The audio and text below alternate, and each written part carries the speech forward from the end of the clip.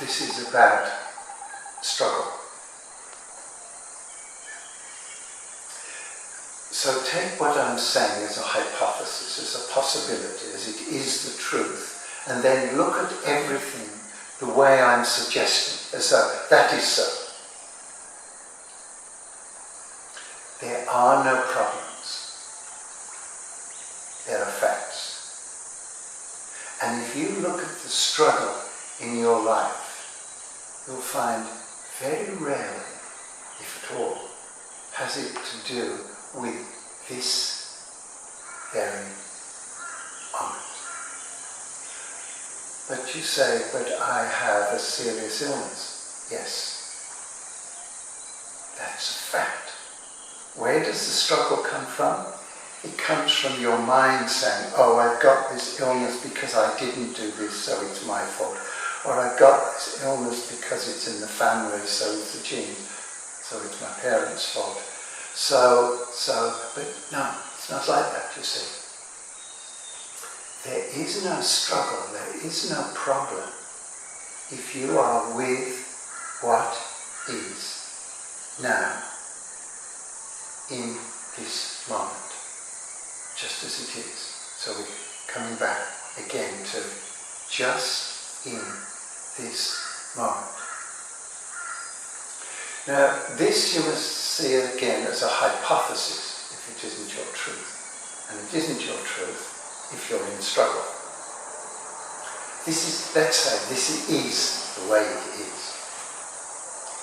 Everything, in every single moment, is perfect. Absolutely perfect. Now, the mind isn't going to agree with that. What about all the suffering? What about all the dishonesty? What about that? But yes, that's it. Those are facts. People are starving. We are being controlled. We are being manipulated. The world isn't the beautiful place it could be. So what the mind does is it takes these facts and divides them into good and bad and right and wrong, because that's the only way the mind can keep functioning. It has to divide everything.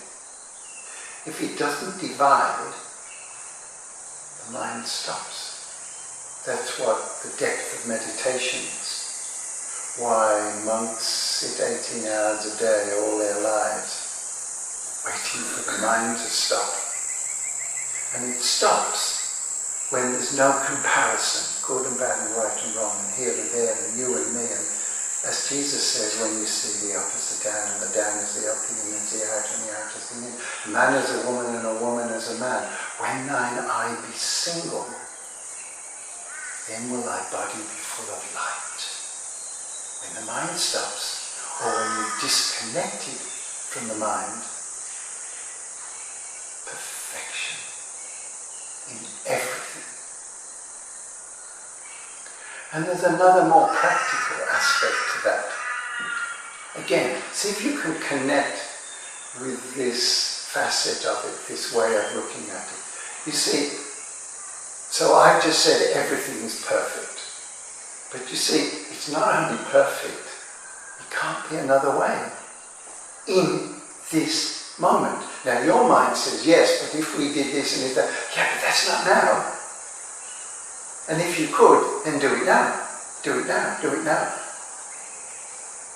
So, everything is perfect. And even if it isn't, it is the way it is. Now I'm going to offer something else to you, but again, not for you to believe, but just to take as a hypothesis. Just consider that not only everything is perfect, it's perfect for you.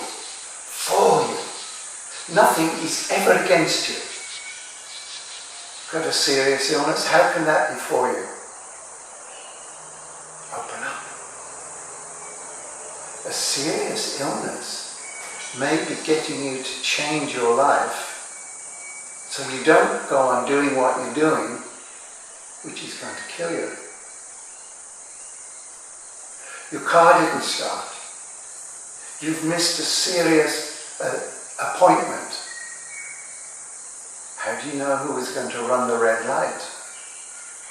We don't know anything. Things are happening and interacting all the time.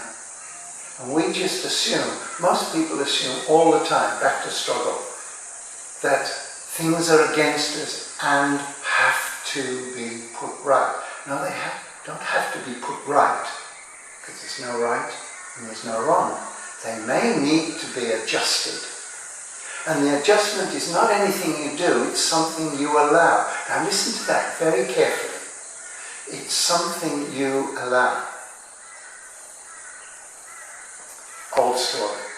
When I was living in California, I came up to the traffic lights, realized I was in the wrong lane, so turned, because there was no traffic around, turned left. Police on a motorcycle stopped me. I'd done an illegal turn. Gave me a ticket, and it turned out I could pay the fine and get this put on my license, or I could go to a driving school lesson that was run by a police. It was run by a New York cop, really rough guy. He started off by saying, when you left your house this morning, you knew you were going to break the law. You knew.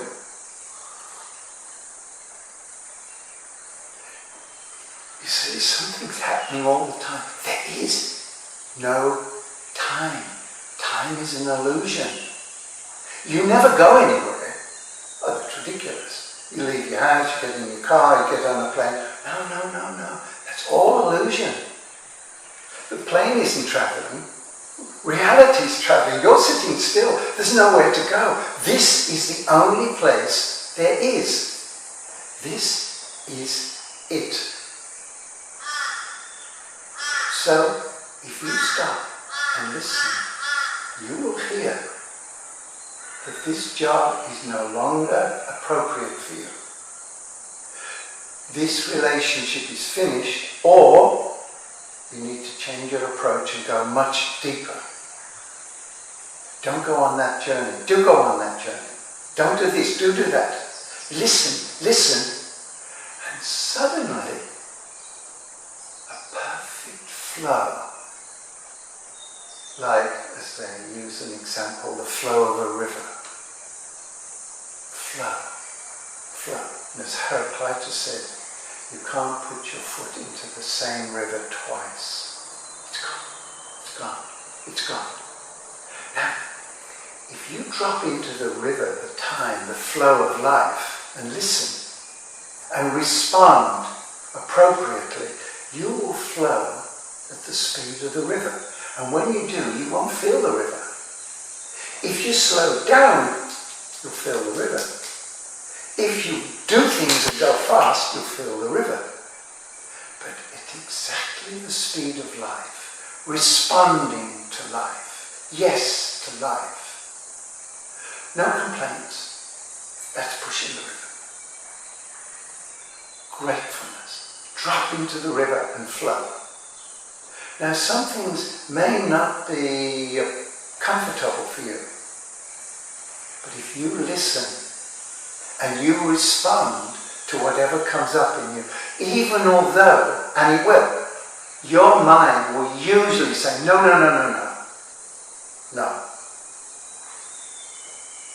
When I was in Hawaii once, a friend of mine got really pissed off at the airport because they wouldn't let him on the plane, because the plane was full of a sports team. I forget what the team was, football I think. They wouldn't let him on. He got very angry. The plane crashed. Everybody died. Listen. Now, when I say listen, I've got to explain this. When I say listen and be responsive, I'm not talking about being apathetic. I'm not talking about not doing anything. I'm talking about not doing anything. So sitting quietly, doing nothing, you're doing nothing. But then, oh, that's right, that needs to be done. Does it stay there? Needs to be done? Get up and do it, and you're not doing anything. You are responding. Sitting there, you're meditating. Good, we're meditating, this is what we're supposed to do. And then you need to pee. As soon as you need to pee, and you don't pee, you're doing something. You're not in the flow. You're not letting the flow happen. If you go, oh yes, that needs to happen, and you let it happen, that's not doing anything. That's being with what is. Sensei, when I'm hungry, I eat. When I'm tired, I sleep. When you need to do something, you need to do something. When it's appropriate not to do anything, don't do anything. Just being with what is. And you will realize for yourself, every moment is always perfect. Not only that, it's for you. It's giving you exactly what you need in order for you to, let's say, evolve. It's a relative term because on one level you're already that, you're already evolved. But it will give you another level of being in this dimension with another level of, let's say, ease. Eventually you'll see it's ease, freedom, fulfillment, and eventually I'll use the common word, but it's not the common meaning. Love. And a sense of love that has no separation. You don't love somebody or something. There is only love.